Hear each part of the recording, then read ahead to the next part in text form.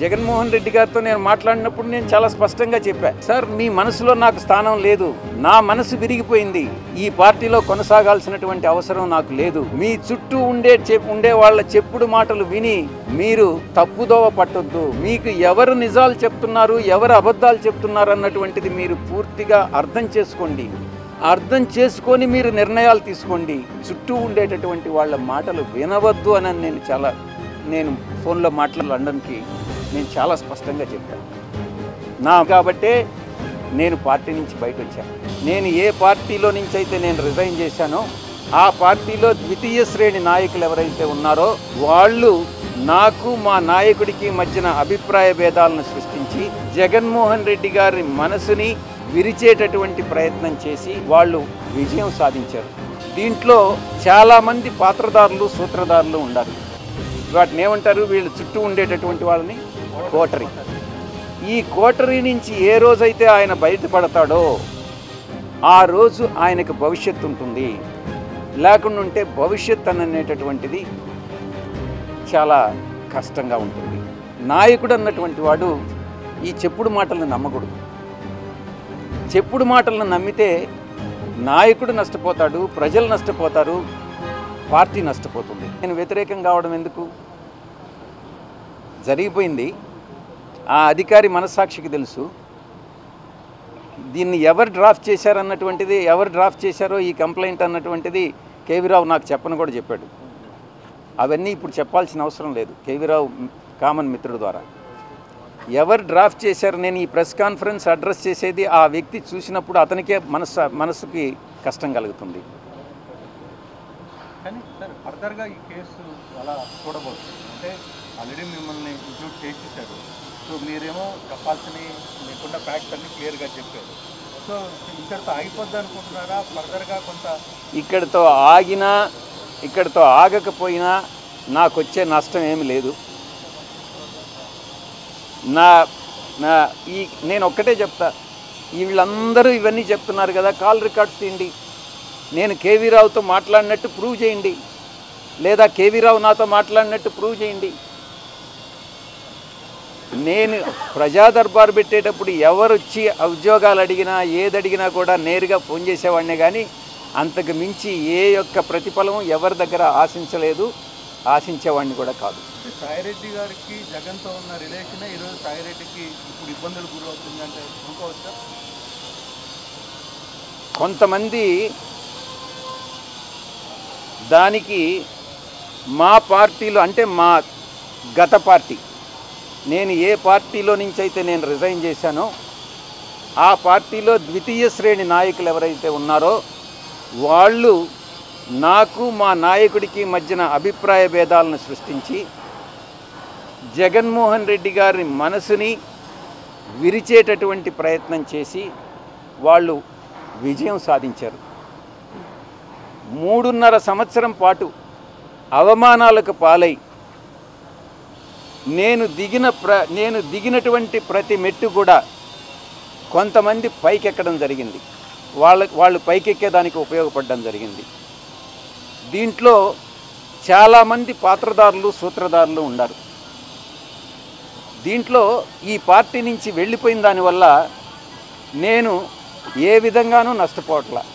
చిత్తశుద్ధితో ఈ పార్టీలో నేను ఉన్నంతకాలం నేను పనిచేశాను, మనస్ఫూర్తిగా పనిచేశాను. ఇప్పుడు కూడా పార్టీ నుంచి వచ్చిన తర్వాత జగన్మోహన్ రెడ్డి బాగుండాలనే కోరుకుంటున్నాను. కానీ ఈ యొక్క ద్వితీయ శ్రేణి నాయకత్వం, వాటిని ఏమంటారు, వీళ్ళు చుట్టూ ఉండేటటువంటి వాళ్ళని కోటరీ. ఈ కోటరీ నుంచి ఏ రోజైతే ఆయన బయటపడతాడో ఆ రోజు ఆయనకు భవిష్యత్తు ఉంటుంది, లేకుండా ఉంటే భవిష్యత్ అనేటటువంటిది చాలా కష్టంగా ఉంటుంది. ఇంతకన్నా మించి చెప్పగలిగింది ఏం లేదు. ఎక్కడ బయట నుంచి పోయేటటువంటి ఇన్ఫర్మేషన్ ఈ యొక్క కోటరీకి అనుకూలంగా ఉంటే ఎవరినైనా ఆయనకి పరిచయం చేయాలి, తీసుకెళ్ళాలి అని అంటే ఈ కోటరీ కానీ అంగీకరిస్తే వాళ్ళకి ఏదో ఒక రకంగా నయానో భయానో లేకుంటే మంచిగానో కాళ్ళు పట్టుకోనో చేతులు పట్టుకోనో లేకుంటే ఆర్థికంగా ఏదో ఒకటి చేసో వాళ్ళు ఆయన దగ్గరికి పంపిస్తారే కానీ దేవుడి దగ్గరికి పూజారులు అదర్వైజ్ దేవుడి దగ్గరికి పంపించట్ల. ఇది జరిగేటటువంటిది. ఈ చెప్పేటటువంటి ఒక నాయకుడు అన్నటువంటి వాడు ఈ చెప్పుడు మాటలను నమ్మకూడదు. చెప్పుడు మాటలను నమ్మితే నాయకుడు నష్టపోతాడు, ప్రజలు నష్టపోతారు, పార్టీ నష్టపోతుంది. ఇక్కడ జరిగేటటువంటిది అదే. వైసీపీ పార్టీలో పూజారుల హవా నడుస్తుంది. తప్పకుండా ఏకీభవించకుండా ఉండేదానికి ఏముంది దాంట్లో? ఈ కోటరీ వల్లనే నేను ఆయనకి దూరం అయ్యా.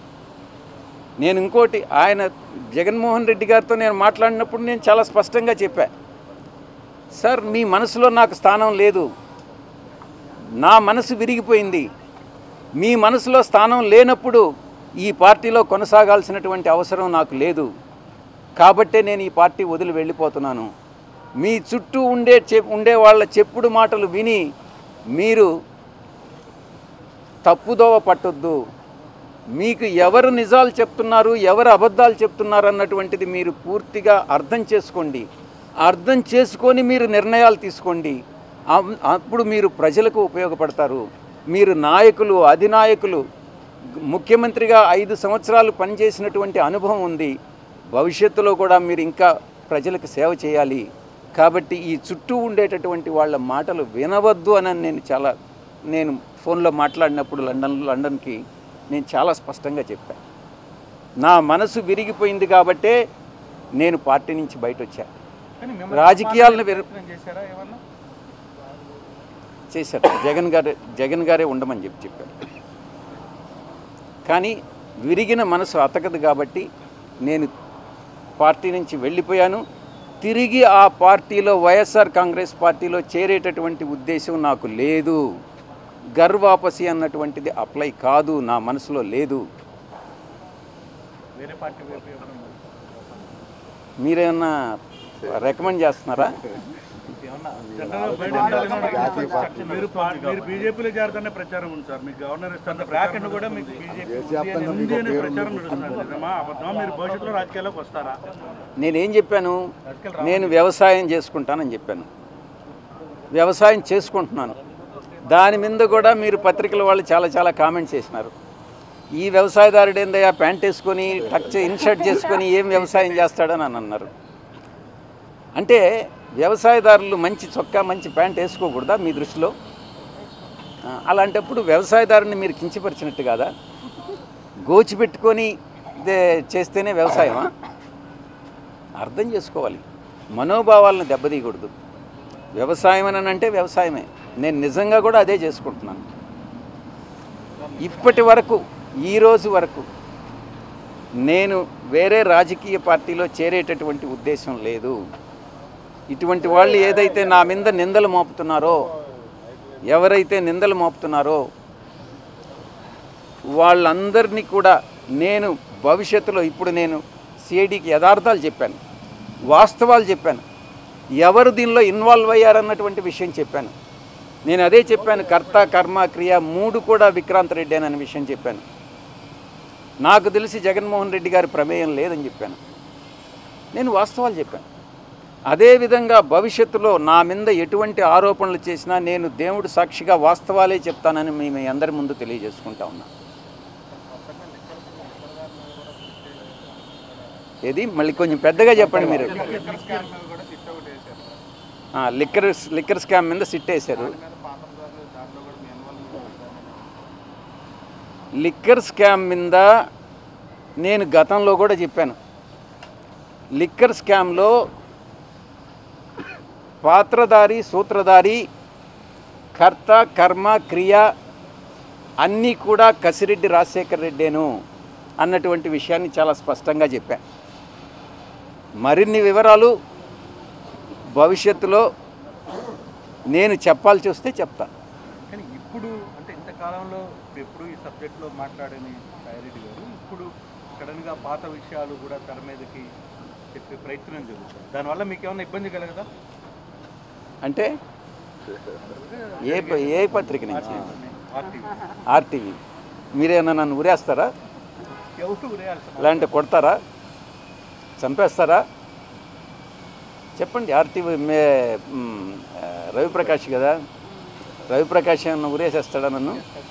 ఎవరినైనా ఎందుకు వేస్తారు? అయితే భయం ఎందుకు? భయము అనేటటువంటిది ఈ బ్లడ్లోనే లేదు. భక్తి అనేదే ఉండింది, ఇప్పుడు కూడా ఉంది. భక్తి ఇంతకుముందు నాయకుడి మీద ఉండింది, ప్రేమ ఉండింది, కానీ ఇప్పుడు ఓన్లీ దేవుడి మీదనే ఉంది, వెంకటేశ్వర స్వామి మీద. ఎందుకనంటే మనసు విరిగిపోయింది. అన్ని కష్టాలకి ఓర్చుకొని నాకు ఇన్ని పదవులు ఇచ్చాడు, నేను కాదనలే. కానీ అవమానాలు, నేను పడ్డ కష్టాలు అన్నీ కూడా ఒక్కసారి తలుచుకుంటే మనసు విరిగిపోయే బయట వెళ్ళిపోయారు. వ్యవసాయం so many years you are both are together కదా. చాలా కష్టాల్లో ఉన్నప్పుడు మీరు దగ్గరుండి చాలా అన్నీ చూసినారు, అంటే అతనికి తెలుసు. కానీ ఇప్పుడు ఏదో చిన్న చిన్న ఇష్యూలతో మనసు విరిగిపోయిందని జీవిత భాగస్వాములే విడాకులు తీసుకొని వెళ్ళిపోతున్నారు. మీ సంగతి ఏదో నాకు తెలీదు. ఇంకా నేను ఇన్ని తరాలుగా ఉండింది, కాస్త 3 తరాలుగా ఉండా, నేను కాదనలా. కానీ ఆత్మ గౌరవం, ఆత్మవిశ్వాసం 2 ముఖ్యం. నేను ప్రలోభాలకు లొంగల. మా నాయకుడు నన్ను ప్రలోభాలకు లొంగావన్నాడు, నేను భయపడ్డానన్నాడు, నేను భయపడలా. ఇంకోటేది ప్రలోభం, భయం, విశ్వసనీయత కోల్పోయానన్నాడు. విశ్వసనీయత కోల్పోలే.